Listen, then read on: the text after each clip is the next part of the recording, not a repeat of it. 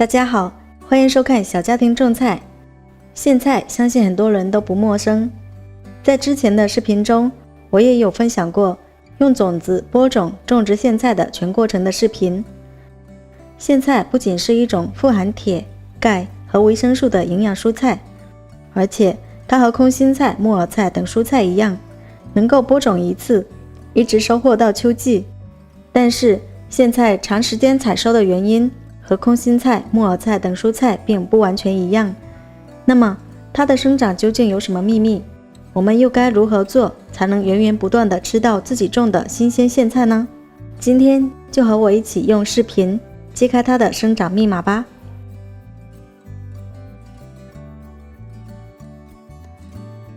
苋菜是一种喜温耐热的蔬菜，温度高于10摄氏度即可发芽。发芽和生长的最佳温度以20摄氏度至30摄氏度为最佳。温度低于10摄氏度时生长缓慢，低于0摄氏度时植株将被冻死。因此，对于很多地方来说，春天至秋天苋菜均可以生长。今年7月份的时候，我用种子播种种植的苋菜，3天后便发芽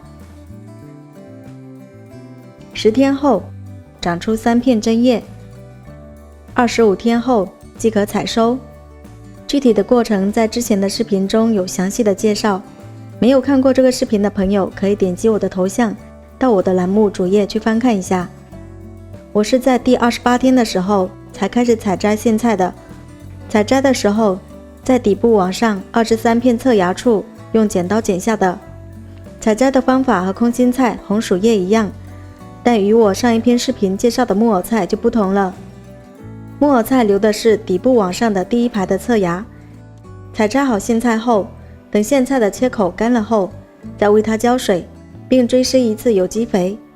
我用的是自己沤的有机叶肥，兑水浇灌的。同时，接下来的日子里，每隔1周为它浇灌一次有机叶肥，这样苋菜也会一天天生长出第二茬了。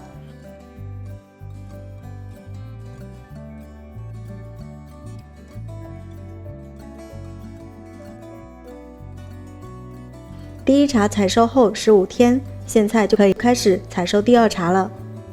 苋菜生长到这个时候，看起来好像它的生长轨迹和空心菜、木耳菜等蔬菜如出一辙，其实不是这样的。同样是可以多茬采收的蔬菜，苋菜从这个时候开始，即将走上一条不一样的道路。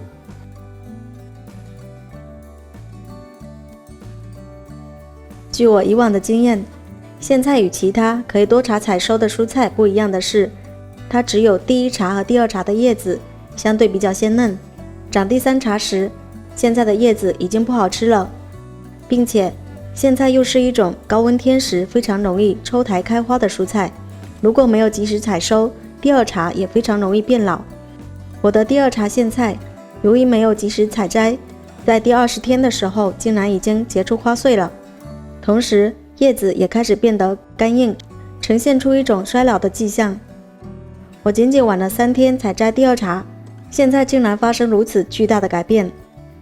而同样是可以多茬采收的蔬菜，空心菜、木耳菜的第二茬，如果晚几天采收，并不会遭遇到这种情况。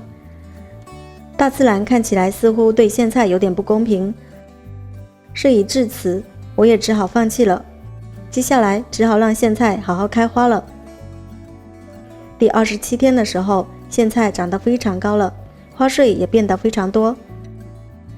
第35天的时候，苋菜的叶子已经完全变干了，花穗也已经非常饱满了。其实，在前一天的时候，我已经发现了地上掉落了很多黑黑的小物体，当时没怎么注意，现在才知道，当时应该是苋菜的种子自己掉落下来了。苋菜的种子其实在那会儿已经可以收集了。摘下一颗小花穗，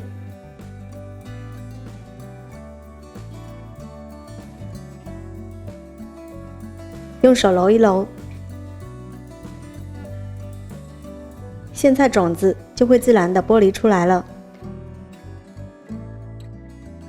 原本在我的计划里，留完苋菜种子，把苋菜植株拔掉后，今年我的苋菜种植之路就此收官了。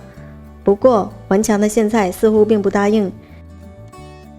在我拔掉苋菜植株之后的第5天，原先种植苋菜的这个泡沫箱竟然冒出了许多小苗。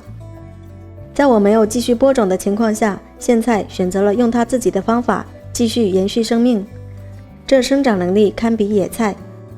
而且它不仅在原先的这个种植盆里发芽，我在隔壁一个我临时盛土的泡沫箱里以及其他的种植盆里也都发现了很多先萌发的苋菜小苗。原本这盆土我是要换茬种植其他蔬菜的，既然苋菜如此顽强，我索性就让它继续生长吧。第10天，泡沫箱里已经密密麻麻地长满了小苗，可能是由于入秋后夜晚的温度低于20摄氏度的原因，这一次的苋菜生长速度比第一次播种的时候慢了一些。第一次播种的苋菜明显比这一次大了不少。第18天，第25天，看起来速度比第一次播种时确实慢了一些，不过每个叶片长得都算很不错，没有得病，也没有招惹害虫。喜欢吃嫩叶的话，现在就可以开始采摘了。其实最初我对自留的苋菜种子能否顺利长大是抱有怀疑态度的，当时选择留下这一盆苋菜也是为了一探究竟。因为我买的这种苋菜种子是用简易包装袋包装的，厂家既没有写不可以留种，也没有写可以留种。最后事实证明它是可以留种的，苋菜用它自己的方式延续生命的行为成功了。这里需要做一个说明，其实苋菜并不是一种非常适合连作的蔬菜。我这一盆苋菜让它继续在这个盆里生长，一是因为我的这个大阳台空间有限，很多位置都被其他蔬菜占据了；二是因为第2轮的苋菜生长并不是我播种的，而是成熟的苋菜花穗自然掉落在泡沫箱里的。我出于好奇，想看看它自我延续生命是否能够成功，所以没有换盆。好了，今天的视频就分享到这里了。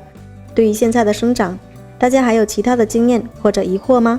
欢迎在下方留言评论和我一起分享，也欢迎大家关注订阅我的频道，收看更多种植分享视频。我们下期再见。